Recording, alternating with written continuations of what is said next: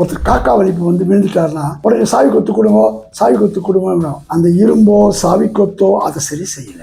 வணக்கம்.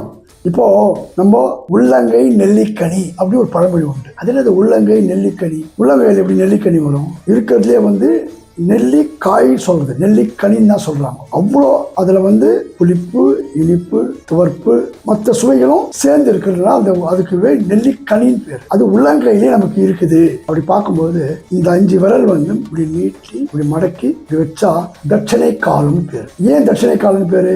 தட்சணை வைக்கும்போது கையில தான் வச்சு தட்சணை கொடுப்பாங்க, அதனால இது பேர் தட்சணை காலம். அது கீழே அப்படியே இங்க வந்தீங்கன்னா இது உள்ளங்கை வெள்ளை வர்மம். எதுக்காகன்னு கேட்டீங்கன்னா இந்த இடத்துல தூண்டுதல் கொடுத்தா உடனே எனர்ஜி கிடைக்கும் நமக்கு. நாமே நீங்களே கூட கொடுத்தீங்கன்னாக்கா சக்தி கிடைக்கும்.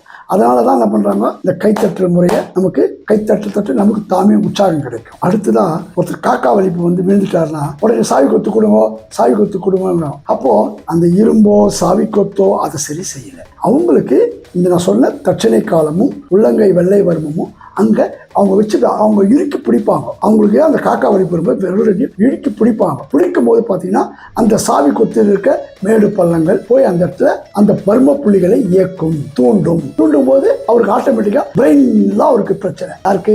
காக்கா வலிப்பு வரும். அப்போ அந்த பிரெயின் ஆக்டிவேட் ஆகும். அப்போ அவருக்கு உடனே அந்த காக்கா வலிப்பு சரியாயிடும். காக்கா வலிப்பு எது சரி பண்ணிச்சு? இந்த வர்ம புள்ளிகள். ஆனா நம்ம நினைச்சுக்கிறோம் சாவி கொத்து. இதுதான் உண்மை, இதுதான் யதார்த்தம். நன்றி.